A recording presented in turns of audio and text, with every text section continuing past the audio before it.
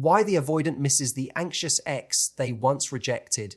Let's talk about something most people don't expect. Why does the avoidant partner, the one who pulled away, who seemed uninterested, who couldn't commit, end up missing the anxious ex they once pushed away?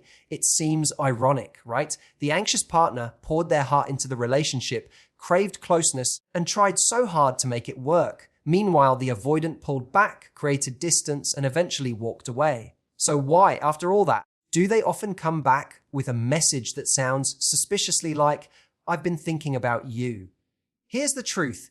The avoidant didn't leave because they didn't care. They left because they were overwhelmed. But time and space, the very things they ran toward, often end up turning the anxious partner into the person they start to miss. Because when someone with an avoidant style detaches, they're looking for relief. But what they don't expect is the silence that follows and how that silence begins to echo. They begin to remember the anxious ex not as someone who was too much, but someone who was deeply invested. They miss the emotional safety net, the validation, the way they felt important, even if they ran from it at the time. Ironically, the very love that felt suffocating now feels like something they can't find anywhere else. But here's the twist. What they miss isn't always the person, it's the feeling they got from being loved that deeply.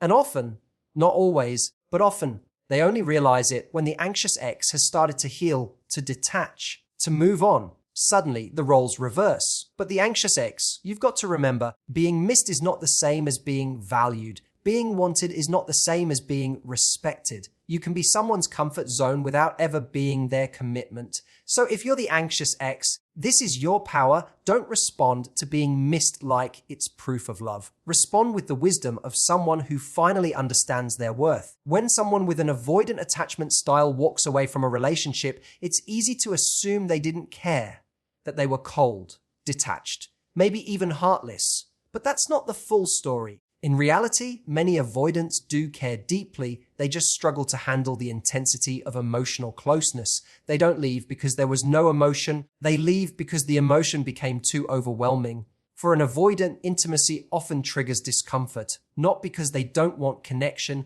but because connection feels unsafe.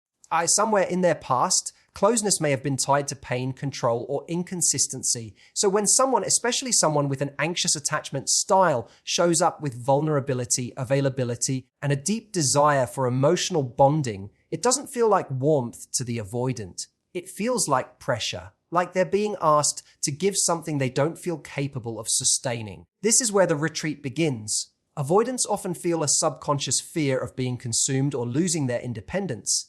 When an anxious partner expresses a need for reassurance or connection, the avoidant doesn't interpret that as love. They interpret it as a demand they can't meet. And instead of leaning in, they distance. They emotionally check out. They delay conversations. They might even convince themselves the anxious partner is too much, when in fact that partner is just reacting to the mixed signals they've been getting. What's critical to understand is that avoidants are not consciously trying to hurt their partners. Many of them are internally conflicted. They crave love like everyone else. But the second it feels real, their defenses kick in. The closer someone gets, the more vulnerable they feel, and vulnerability to them equals risk. So what do? They create space, they push away, they rationalize the breakup. They might even tell themselves the relationship wasn't right, or that they just need to focus on themselves. And while those may have elements of truth, they often serve as protective beliefs that help them justify the withdrawal. To the anxious partner, this feels like rejection, sudden, confusing, hurtful. But to the avoidant, it's not about the other person. It's about self-preservation. They're not trying to be heartless. They're trying to stay emotionally safe, even if that safety comes at the cost of real connection. What's ironic is that once the emotional storm settles, after they've left, created distance, and found calm, they sometimes start to see things differently. The very intensity they ran from starts to look more like care. The emotional openness that once overwhelmed them starts to seem rare and valuable. But at the time of leaving, it's not a lack of affection that drives them away.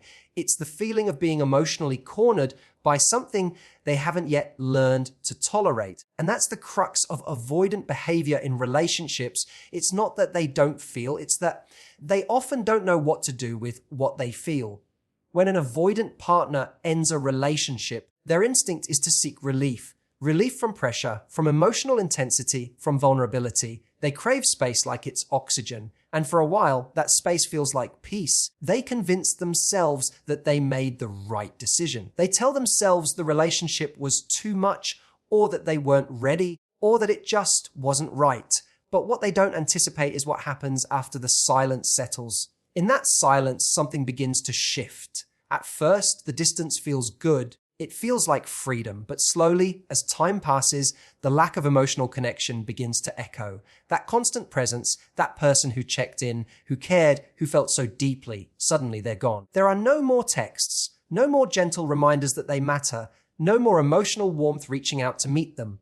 The anxious ex, who may have once seemed overly available or emotionally intense, begins to fade into the background, and the absence starts to hurt more than the presence ever did. You see, avoidants often thrive in the short term after a breakup. They feel unburdened, like they've reclaimed control of their emotional space. But emotional needs don't disappear, and eventually, that quiet starts to highlight what's missing. The emotional support, the attention, the comfort of being wanted. The care that used to feel like too much suddenly feels like something they can't find anywhere else. That's when the memories start coming back, not of the conflict, but of the connection, of the moments when they felt loved without asking, of being emotionally seen, even if they weren't ready to meet it fully at the time. Time creates contrast. It strips away the day-to-day friction and leaves behind the emotional truth. And sometimes, in that truth, the avoidant realizes that they didn't actually want the connection to end. They just didn't know how to hold it. When the anxious ex stops reaching out, stops explaining, stops chasing, it changes the dynamic entirely. Suddenly, the avoidant is no longer avoiding someone, they're missing them. But it's not just the person they miss. Often, it's the feeling that came with being cared for so completely. The feeling of mattering, of being prioritized. Even if they couldn't accept it at the time, that kind of emotional presence is hard to replace. And when they don't find it in casual encounters or surface level interactions, they start to recognize the emotional depth they once had and pushed away. That's the irony of space. It gives clarity, but it also reveals loss. The avoidant didn't expect to miss the anxious ex because they didn't realize how much that presence meant until it was gone. And by the time they do, the anxious ex may have grown into someone who no longer accepts breadcrumbs, someone who learned to give all that love to themselves instead. When an avoidant person begins to miss their ex, especially one with an anxious attachment style, it's easy to assume that they're longing for the relationship itself, that they've had some deep emotional awakening and suddenly recognize the ex as the one. But in many cases, what they're truly missing isn't the person in full. It's the feeling that came with being so deeply desired and loved. It's the experience of being the center of someone's emotional world, the comfort of knowing someone was always there, willing to fight for them, to choose them again and again, even when they didn't show up fully in return. You see, avoidants often have a complicated relationship with emotional vulnerability. In the moment, being close can feel suffocating. When someone offers consistent love, care, and reassurance, it can trigger discomfort in an avoidant person.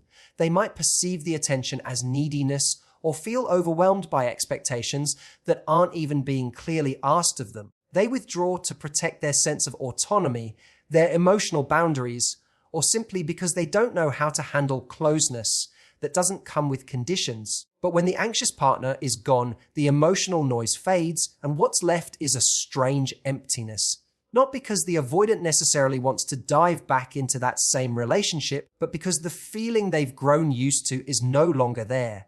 It's the feeling of being wanted, needed, valued. It fed something in them, even if they didn't realize it at the time.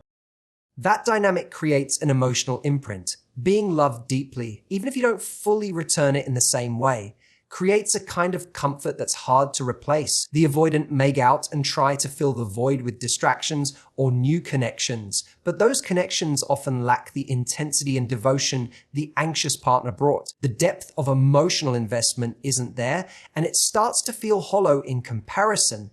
This is when the avoidant might start reaching out again. Not because they've suddenly become emotionally secure, but because they miss how they felt in the relationship. They miss being pursued, being forgiven, being seen, not for who they pretended to be, but for who they were, flaws and all. That kind of unconditional presence can be addictive, even to someone who once found it overwhelming. But the danger lies in this distinction. Missing the feeling is not the same as missing the person. Wanting to feel loved doesn't necessarily mean they're ready to offer love in return. It doesn't mean they've grown or healed or learned to communicate better. It may just mean they're lonely or nostalgic for a version of connection they didn't appreciate until it vanished. That's why it's so important for the anxious ex to be clear-eyed if and when the avoidant resurfaces. Because being missed can feel validating, but unless it's backed by real change, it's often just a longing for comfort, not a desire for commitment. For someone with an avoidant attachment style, control is often the foundation of their emotional safety. They feel most secure when they can manage how close someone gets, how much vulnerability is exchanged, and how emotionally dependent they become on someone else. So, when they end a relationship, especially with someone more anxiously attached, they usually feel in charge. They chose to walk away. They set the boundary. They dictated the timing. And for a while, that control gives them peace of mind. But something unexpected happens when the anxious ex stops chasing. When the person who used to send long messages, seek closure, beg for understanding, or ask to try again suddenly goes quiet, it disrupts the avoidant's entire emotional framework. That silence is louder than words. Because now, for the first time, the avoidant is no longer the one pulling away. They're the one being left behind emotionally. The ex who once fought so hard to stay is no longer fighting at all. This shift triggers something unfamiliar and uncomfortable: loss of control. The avoidant might even realize how much they relied on the anxious partner's pursuit to maintain emotional distance. As long as the other person was reaching out, they didn't have to face their own vulnerability. They could keep feeling like one with the upper hand, emotionally detached and seemingly unaffected. But once the anxious ex stops, the script flips. The emotional power dynamic changes. Suddenly, the avoidant is the one wondering, why haven't they called? Have they moved on? Was I really that easy to let go of? These questions can spark feelings they tried hard to avoid. Feelings of rejection, insecurity, and regret. And because avoidants are often not used to sitting in emotional discomfort without retreating or deflecting, this loss of perceived control can shake them more than they expect. Even if the relationship wasn't working, the fact that they're no longer being emotionally chased can challenge their belief that they were the one in control all along. It can bring up unacknowledged feelings, care they never expressed, attachment they never admitted, or guilt they never processed. And those feelings have nowhere to go now because the anxious ex has stepped out of the emotional dance. They're no longer playing the same role. They're healing, growing, moving forward. This absence of pursuit can act as a mirror for the avoidant. It reflects back the emotional space they once asked for, but now it's filled with silence instead of affection. And that silence can feel far heavier than they anticipated. It's no longer conting, it's confronting. They wanted space, but they didn't expect the other person to thrive in it. And when the anxious ex no longer needs them to explain, fix, or even return, it shows the avoidant that the power dynamic has changed for good, that they're no longer being needed, and perhaps for the first time, they're the one who's been left emotionally behind. Avoidants often struggle with emotional presence, not because they don't feel, but because they don't know how to stay when things get real. When a relationship demands vulnerability, when someone sees past their walls and wants deeper intimacy, it can feel threatening, so they pull away. They retreat. They justify it by saying the connection wasn't right, or they're not ready, or that the other person was too much. But the truth is, avoidants often walk away not because they don't care, but because they know how to handle being truly seen and loved. What makes this especially complex is what happens after the breakup, once the anxious ex detaches and begins to move on, healing, rebuilding, setting new boundaries. The avoidant is suddenly confronted with something they didn't expect: clarity. In the quiet that follows the chaos, they're forced to sit with the consequences of their emotional distance. And while avoidants may have the ability to delay emotional processing, they can't avoid it forever.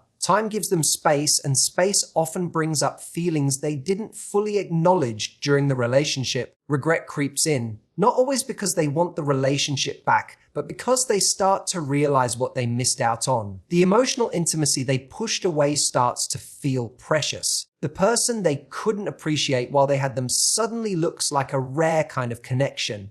And by the time they come to that realization, the anxious ex has often outgrown the old dynamic. This is the moment when avoidants tend to come back, not always physically, but emotionally. They might reappear with a text, a like on social media, a casual "How have you been?" message that's loaded with unspoken emotions. Or they may not reach out at all, but still carry the weight of what they lost. Because it's not just about missing someone, it's about realizing they didn't show up the way they could have, and now they might not get another chance. Avoidants often regret their inability to express what they were feeling when it mattered most. They may remember the anxious ex's efforts, their loyalty, their emotional investment, and feel a sharp pang of guilt for how they responded with distance, detachment, or coldness. Not because they were heartless, but because they were scared. Scared of needing someone, scared of being needed, scared of not being enough. And in trying to protect themselves from those fears, they end up doing the very thing they'll later regretting, pushing away someone who loved them deeply. That regret can linger, even as they try to move on. Even if they find new relationships, there's often a part of them that quietly wonders what would have happened if they had stayed, if they had chosen growth instead of fear, if they had leaned in instead of pulling away. And while they may not say it out loud, that kind of emotional reckoning doesn't disappear.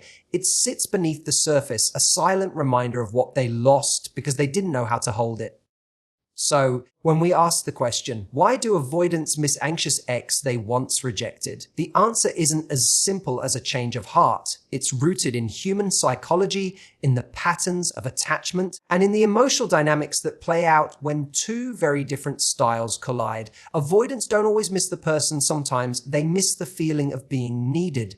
Sometimes they miss the control they held, and often they regret the emotional safety they walked away from, once time and silence reveal what they couldn't see before. But here's the true thing: missing someone doesn't mean they're meant for you. Longing isn't always love, and reaching back isn't always growth. If you're the anxious ex, your worth was never defined by their ability to choose you. It was always defined by your ability to heal, grow, and to choose yourself, even when it hurt. To anyone listening who has ever felt rejected, abandoned, or confused by an avoidant partner who came back with mixed signals, let their return be a reminder of your value, not an invitation to shrink again. Sometimes the best closure is knowing that you were unforgettable, not because you were chasing, but because you finally stopped. Thank you so much for listening today.